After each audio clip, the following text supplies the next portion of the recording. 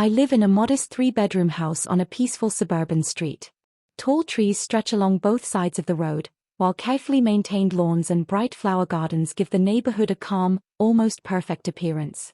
My name is Carl, or Chorus, technically, and I'm 13 years old. I'm an only child, living with my mother, Mary, and my father, Peter. Mom is a botanist. When I was born, she chose my name in honor of Carolus Linnaeus, the famous scientist associated with one of the earliest systems of plant classification. She always jokes that it was the obvious choice for a botanist's son. Dad, on the other hand, is a civil engineer. His work often takes him far from home because he supervises enormous construction projects such as dams and harbors. At the moment, he's in Peru overseeing the construction of a new dam. According to Mom, he won't be back for at least 6 months. My closest friend is John, who happens to live right next door. He's 13 too, and we have been friends for as long as I can remember. He lives with his mother, Loretta, although everyone calls her Lori. John and I have always been fairly similar. Neither of us had experienced the sudden growth spurt that some of the boys at school had already gone through. We were about the same height and both fairly thin. Our hair was probably the biggest difference between us. John's was almost completely black, while mine was blonde. Mom always reminded me that there was no reason to worry about being smaller than some of the other boys. Everyone developed at a different rate, she explained. Even so, she'd started giving me vitamins every morning about 3 months earlier because she wanted to make sure I was getting everything my body needed. The first few days weren't particularly pleasant. The vitamins made me feel slightly sick, but Mom insisted they were good for me. Meanwhile, I couldn't help noticing that the boys around me seemed to be changing faster than I was. They were becoming taller and broader, while I seemed to be growing at almost the same rate as many of the girls in my class. Some of them were already taller than me. John and I normally spent most of our free time together. We'd do homework, play games, watch television, or simply hang out at either house. At least, that's how things used to be. About 3 weeks earlier, John had suddenly become quieter. He seemed distracted and started keeping his distance. Without either of us really deciding it, we stopped spending as much time at his house. One afternoon, John had just left my room after we'd finished our history assignment. I was sitting at my computer when Mom returned from grocery shopping. I went outside to help her carry everything inside. Since Dad had left for Peru, I'd been trying to help around the house more than usual. As I reached the car, I noticed something besides grocery bags sitting in the back seat. There were 2 bright pink clothing bags. I assumed Mom had bought herself some new clothes, so I reached for them. Before I could pick them up, she hurried over. "Those can wait," she said quickly. "Just bring the groceries in." I shrugged and carried the grocery bags inside while Mom took the pink bags directly to her bedroom. While I was putting the vegetables away, Mom came up behind me and gave me a warm hug. "You're such a good helper," she said. "Thank you." I smiled.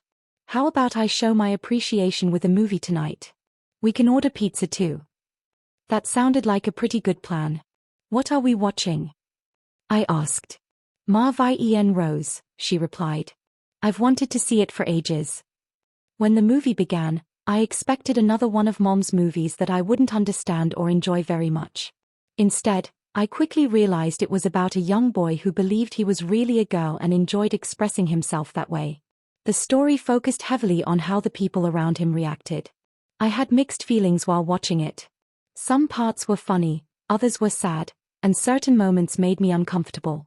Mom, however, seemed deeply affected by the story. When the credits finally appeared, she spoke before I could say anything. "Ludovic is such a brave girl," she said thoughtfully. "She's determined to be herself." "But he's a boy," I replied, confused. "Physically, yes," Mom said gently. "But sometimes things aren't quite that simple. Someone can be born looking like a boy and still feel differently inside." I didn't know how to respond. Then she looked at me. "If you ever felt something like that yourself, I'd want you to know that I'd support you." My heart suddenly began beating faster. "That's not me, Mom," I said quickly. She smiled. "That's completely fine. I believe you. I just want you to know that you can tell me anything." I nodded, although I still felt uncomfortable. "Maybe watching this will simply help you understand someone else someday," she added. "Maybe someone you know." "Maybe," I answered. A moment later, Mom asked another question. Have you ever wondered what it would be like to be a girl? Wearing different clothes, trying makeup, things like that. I stared at her. No. Never, I answered awkwardly. I didn't even know people thought about things like that. Mom immediately backed off. That's perfectly okay. And if you ever become curious about something like that, you can always talk to me. I nodded, hoping the conversation was over. Later, I went to bed, but the movie stayed in my mind. So did Mom's words. For some reason, I kept thinking about Ludovic. Then I realized something that bothered me. Ludovic reminded me of John. Especially after the haircut John had gotten a few weeks earlier. And John had started acting strangely around exactly the same time. The following morning, I opened my underwear drawer and immediately noticed that something had changed. All my old underwear had been replaced. The new ones were plain white and looked ordinary enough, so I didn't question it. When I put one on, I noticed the material felt different and smoother than what I was used to. Still half asleep, I walked toward the kitchen. Then I noticed the DVD case from the previous night's movie sitting on the coffee table. The memory of Mom's conversation returned immediately. Mom was already preparing breakfast. Ever since I'd started taking the vitamins, breakfast had become predictable: muesli and orange juice. My diet had changed quite a bit too. There was less red meat and more chicken, fish, vegetables, tofu, and other lighter foods. Mom glanced over. Did you find the new underwear? Yeah. Thanks. I hope you don't mind, she said. They're a different style. They're called boy shorts. I thought they'd be comfortable. They are fine, I said with a shrug. She placed my breakfast in front of me, along with the vitamin I was supposed to take. As I ate, I found myself thinking about the movie again. That's when I noticed my hair. It had become surprisingly long, almost down to my shoulders. I'd asked Mom several times to take me for a haircut, but she'd always said she was too busy. I decided to ask again. Mom, can we please get my hair cut? It's getting really long. She paused. I'd love to, sweetheart, but I really don't have time right now. Maybe later. It was the same answer she'd given me before, so I stopped arguing. My hair now covered the back of my collar, and even a few teachers had mentioned that it was beginning to look untidy. After picking up my school bag, I left the house. As usual, I met John outside his home. Our school was only 4 blocks away, so we normally walked there together. The morning was bright, and the tree-lined streets were unusually quiet. I decided to ask him about the movie. Hey, John. Mom and I watched a strange movie last night. It was about a boy who believed he was really a girl. Have you ever heard of it?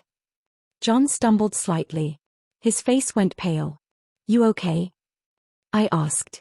Yeah, he answered quickly. Then he looked at me. Was it called Marvie and Rose? Yeah. He hesitated. My mom must have lent it to your mom. She's been watching it a lot lately. I saw it once with her. That made me think. So Laurie had given Mom the movie. And suddenly, Mom's questions from the night before seemed even more suspicious. Mom asked me something weird after the movie, I said. She asked whether I'd ever wondered what being a girl would be like. She said she'd support me if I ever felt that way. John looked startled. What did you tell her? That I'd never thought about it. Oh. We continued walking in silence. I couldn't stop wondering whether Mom had actually been thinking about John instead of me. A few days later, I was sitting beside Mom watching television when she noticed me scratching my chest. Carl, what's wrong? Nothing. Then why do you keep scratching? I hadn't realized I was doing it until she pointed it out. My chest feels itchy. Maybe it's that new soap, Mom suggested. I'd noticed the soap before. It had a strong floral scent, almost like lavender. Let me take a look. I lifted my shirt, and Mom examined the irritated skin. You've scratched yourself pretty badly, she said. She disappeared into her bedroom and returned with a tube of cream. Try this. It'll soothe the irritation. I looked briefly at the label but didn't recognize the product. I applied some of the cream, and the cool feeling quickly relieved the itching. See? Mom said. Keep using it until the irritation disappears. I thanked her. For the next couple of weeks, I used it twice a day. Eventually, the itching and tenderness faded. But I noticed another change. My chest looked slightly different, and I became increasingly self-conscious about it. I started wearing an extra shirt to keep the change from being obvious. I assumed it was probably just some strange effect of my changing body and tried not to think about it. One afternoon, while walking home from the local shops, I passed John's house. Laurie was standing near the gate. "Carl, could you come over for a minute?" "Sure." She looked around before speaking. "You've probably noticed John has been distracted lately." "Yeah," I admitted. "He's been acting different, but he won't tell me what's wrong." Laurie sighed. "I'm going to tell you something, but I need you to keep it private." "Of course. If it can help John, I'll keep it to myself." She hesitated. "John has been experimenting with some feminine things." I was surprised. "He's confused," she continued. "And he's scared that people might find out." I remembered conversations I'd had with John weeks earlier. He'd mentioned that girls seemed to have more freedom in certain ways. They could wear makeup, perfume, dresses, skirts, and other things that boys weren't normally expected to wear. At the time, he'd suddenly stopped talking about it. Maybe that had been his way of trying to tell me something. Laurie explained that she'd once walked into his room unexpectedly and found him watching a makeup tutorial. She'd also noticed he'd been experimenting with some of her cosmetics. "Why didn't he tell me?" I asked. "Because he's afraid you'll reject him," Laurie replied. "That worried me. What can I do?" "I think he needs to know that you're not going to judge him." She suggested that I show him through small actions that I was open-minded. For example, if we were watching television and a makeup advertisement appeared, I could casually mention that I'd always wondered what it would be like to try makeup. The idea made me uncomfortable, but I understood what she was trying to accomplish. If something so simple could make John feel less alone, I was willing to try. "Okay," I finally said. Laurie smiled. "Thank you, Carl." She told me to come over in about an hour because she wanted to watch a television program about makeup techniques with us. Then she added something that surprised me. "I've already spoken to your mother. She knows what we're trying to do."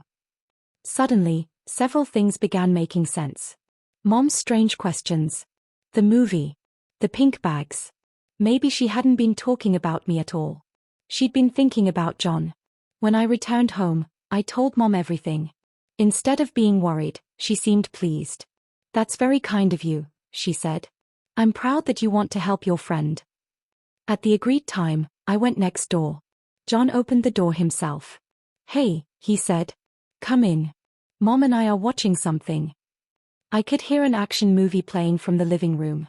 But when we entered, the television was showing two women discussing makeup. John immediately looked uncomfortable. "What happened to the movie?" "Honey," Laurie said casually, "remember we wanted to watch this makeup program?" John stiffened. That was my cue. I took a breath. "You know, I've actually wondered what it would be like to wear makeup." John stared at me as if I'd suddenly started speaking another language. Laurie smiled. "See? You're not the only boy who's ever been curious." Before John could respond, she suggested that the two of us try a simple makeover. I hadn't expected things to go that far, but I'd already committed myself. "Sure," I said. John gave a hesitant nod. "Great," Laurie said. "Let's go upstairs." She told us she'd bring everything we needed. John led me toward his room. The moment I stepped inside, I stopped. The room looked completely different. His old sports trophies were gone. The football posters had disappeared too. Instead, there was a vanity with a large mirror, a padded stool, and walls painted a soft pink.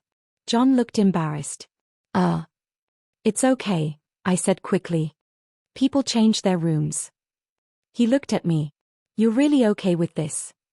"Of course. We're friends." That seemed to reassure him. A moment later, Laurie entered carrying several bottles, brushes, and containers, which she arranged across the vanity. She smiled. "There's nothing strange about experimenting a little." Then she handed me a soft protective wrap and asked me to sit down. As she fastened it around my neck, she quietly reminded me to stay relaxed. I tried to smile. John disappeared into his closet, apparently looking for something. Then he left the room. I sat there wondering how a simple attempt to help my best friend had turned into something much bigger than I'd expected.